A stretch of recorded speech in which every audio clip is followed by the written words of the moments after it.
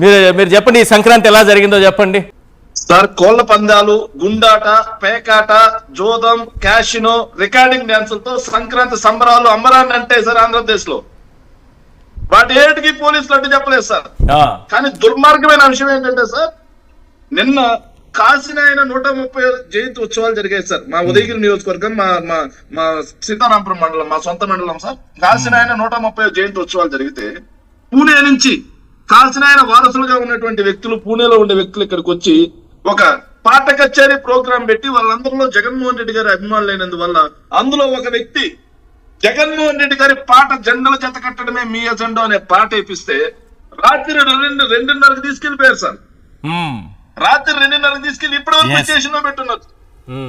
అంటే recording dance వేయొచ్చు, పేకాట ఆడిపోయొచ్చు, జోదం ఆడియొచ్చు, గుండాట ఆడియొచ్చు. పండుగలు ఎలా నడుస్తున్నాయో ఆడపిల్లలతో అర్ధనగ్నంగా డాన్స్ వేయించుకోవచ్చు కానీ పాటలు మాత్రం పెట్టకూడదు, అంతేనా? పాట జగన్మోహన్ రెడ్డి గారి పాట పెట్టడం తట్టుకోలేకపోతున్నారు.